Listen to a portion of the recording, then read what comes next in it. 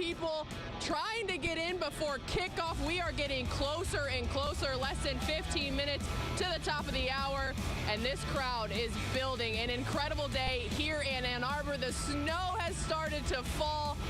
And back out here, we are getting you set, and we're going to head out to the Appliance Center one more time. Jeff Smith, been at Appliance Center all day. Jeff, how's it going out there? Christy, it's really starting to pick up. Not only pick up activity as far as people stopping by, but also we are starting to get flurries. I know you guys were talking about the snow that's fallen there in Ann Arbor, but we're starting to see the flurries fall and the temperatures drop a little bit. But yeah, we've been having a great time out here. Food trucks, they've been serving up some hot food out here. People have been walking in and out of the Appliance Center that set up this tailgate for us. But the other thing that we planned for everybody today were some giveaways. But you can't do it just by me handing out money. No, you've got to answer some questions. I'm going to bring in Jim. Jim, come on over here. Jim is our first Michigan fan that we have actually found that will talk to us today. Jim, you said go blue? Go blue. Go blue today. All right. We have got some very easy questions. Okay. And you're going to get one, and then Ashley, who's standing over here, she is next on our trivia questionnaire here. Here's the question. You ready? You got the answer on there, too? I do. Don't cheat, Jim. Can you believe this? He's going to win anyway, and he's already trying to cheat. What U.S. president played for the University of Michigan in 1932 and 1933? I'll give you some choices. Was it Richard Nixon? Was it Gerald Ford? Or was it Ronald Reagan? In the 30s? Yes.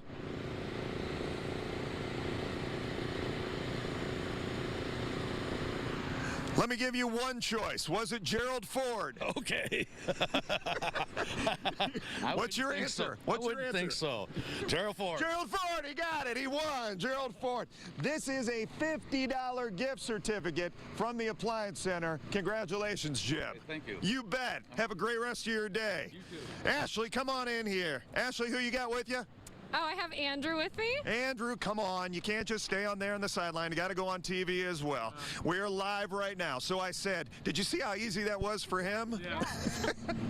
All right, your question is, which team, either Ohio State or Michigan, we're talking here, which team holds the longest win streak in this series? Ohio State. Which team holds the longest win streak in this series? It's Michigan. It's Michigan. It is Michigan. It's amazing that you guys were able to get that. Now, you guys also right here, a big gift certificate, $50 to Appliance Center. The great people at Appliance Center came out and gave, you know, if you would have been here earlier, it would have been nothing more than a stress ball from WTOL. But they got involved in a $50 gift certificate. Fantastic. Now, here's a little factoid for you. I don't know if you know this or not. If Ohio State, show your shirt. Yeah. If Ohio, Michigan. if Ohio State, now what's that one read? Beat Michigan. Oh, beat Michigan. Okay, very, very good. If Ohio State wins today, they would break that record. It would be 9 straight games. So now, if Ohio State wins, they will have the longest win streak. And your question tomorrow, Ohio State. it would have been. Ohio State. That's right. So anyway, your prediction for the game. Well, I got you here. We've got some time to eat. Your prediction for the game today. What do you think? My prediction, Ohio State, landslide victory. Michigan, I don't even know if they're going to get on the board today. Do we have, wow, really, a shutout? It might happen. It's a rivalry game. We don't know. Ohio State the last couple of weeks has put up some major points on the teams they have played. Yeah. How many do you think they can score today? 49. 49. What about you? I'm going to go with 21-14 with Ohio State winning. Ooh, making it a close game. And that's what we've seen in this rivalry over the years. There have been a few blowouts, but when these teams have been in the top 5, both teams have been in the top 5, the games have been actually pretty close. Yes, I agree. Thank you so much for taking part. Thank you. Well done. I told you it'd be easy, didn't I? Yeah.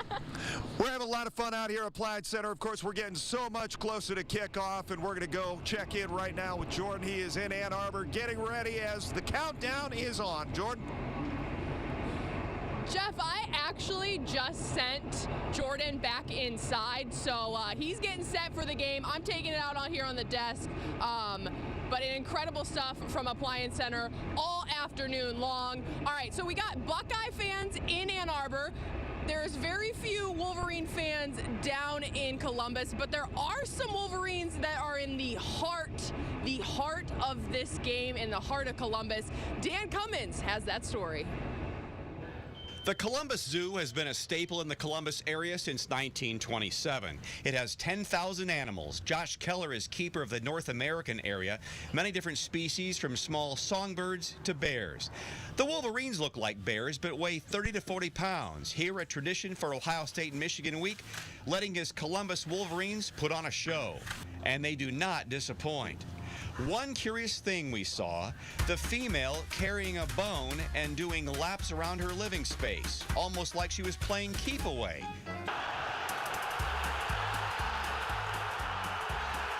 Well, that's part of the normal behavior.